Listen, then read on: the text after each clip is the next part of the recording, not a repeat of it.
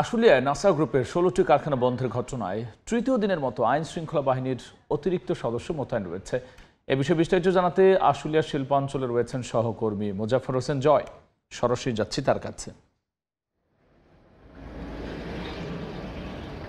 আমরা রয়েছে আশুলিয়া শিল্পাঞ্চলের তৃতীয় দিনের মতো নাসা গ্রুপের 16টি কারখানা বন্ধের প্রতিবাদে কিন্তু আজকে শ্রমিক অসন্তোষের জেরে কিন্তু আজকে শ্রমিকরা মানববন্ধন কর্মসূচি পালন করেছে। আমরা যতটুকু দেখেছি আজকে সকালে শিল্পাঞ্চলে অতিরিক্ত পুলিশ মোতায়েন করা হয়েছে। একই সাথে কিন্তু শিল্পাঞ্চলের প্রায় দীর্ঘ 2 কিলোমিটার এলাকা জুড়ে আমরা দেখেছি যৌথ বাহিনীর মহড়া এবং একই সাথে যৌথ বাহিনী বিভিন্ন স্থানে অবস্থান গ্রহণ করেছে। জানিয়ে রাখতে চাই, নাসা গ্রুপ গত মঙ্গলবারে ত্রিপক্ষীয় একটি সভা শেষে মূলত একটি সিদ্ধান্ত উপনীত হয় যে নাসা গ্রুপের যে 16টি প্রতিষ্ঠান রয়েছে সেই 16টি প্রতিষ্ঠানে সঠিকভাবে বিদ্যুৎ সরবরাহ এবং গ্যাস সরবরাহ বন্ধ থাকা। একই সাথে কিন্তু নাসা গ্রুপের যে বায়ার রয়েছে, অর্থাৎ যে ঠিকাদারি প্রতিষ্ঠান যারা মূলত ইউরোপীয় ইউনিয়ন সহ বিভিন্ন দিক থেকে কাজ দিয়ে থাকে, সেই সমস্ত কারখানায় সেই সমস্ত ঠিকাদার কোম্পানিগুলো কাজ না দেওয়ায় তাদের কিন্তু বর্তমানে কাজের সংকট চলছে বলে তারা জানিয়েছে। এই কারণে মূলত নাসা গ্রুপ কর্তৃপক্ষ জানিয়েছে তাদের 16টি কারখানা একযোগে বন্ধ ঘোষণা করা হয়েছে, যার ফলশ্রুতিতে কিন্তু শ্রমিকদেরকে প্রতিশ্রুতি দেওয়া হয়েছিল যে 3টি কিস্তিতে তাদের যে বকেয়া বেতন, 2 মাসের বকেয়া বেতন সেটি পরিশোধ করা হবে সেপ্টেম্বর মাসের 30 তারিখে, সেপ্টেম্বর মাসের এবং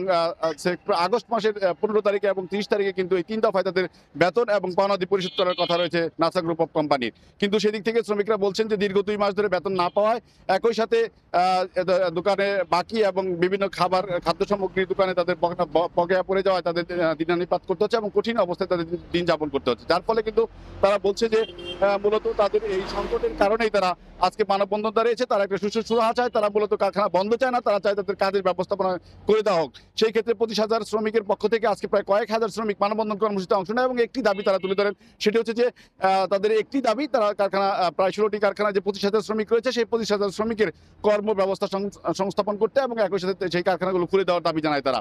এই প্রেক্ষাপটে প্রায় সকাল 9টা থেকে 11টা পর্যন্ত কিন্তু মানববন্ধন কর্মসূচিতে অংশ নিয়েছিল শ্রমিকরা এবং তারা নবীনগর দুঃখিত তারা হচ্ছে ঢাকা আশুলিয়া এলিভেটেড এক্সপ্রেসওয়ের যে মহাসড়ক রয়েছে সেই সড়কে তারা অবস্থান নেয় এবং অবস্থান নিয়ে প্রায় 1 থেকে 1.5 কিলোমিটার সড়ক জুড়ে তারা মানববন্ধন কর্মসূচিতে অংশ নিয়েছিল এবং তারা জানিয়েছে যে মূলত যতদিন পর্যন্ত তাদের এইটুকু নিশ্চিত না হবে যে তাদের যে কর্মসংস্থানের ব্যবস্থা না হবে এবং তাদের বন্ধ কারখানা খুলে না দেওয়া হবে, তাদের কর্মসূচি অব্যাহত থাকবে। তবে তারা আগামী 30 তারিখ পর্যন্ত তাদের কোনো কর্মসূচি না দেওয়ার ঘোষণা দিয়েছে এবং 30 তারিখের পর থেকে লাগাতার কর্মসূচিতে অংশ নেবে বলে তারা জানিয়েছে।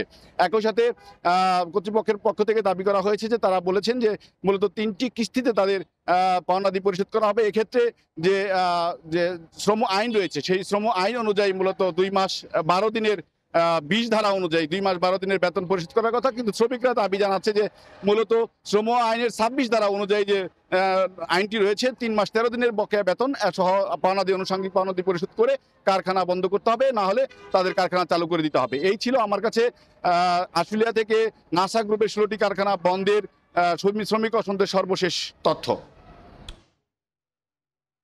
আমরা সরাসরি ছিলাম আশুলিয়ায়।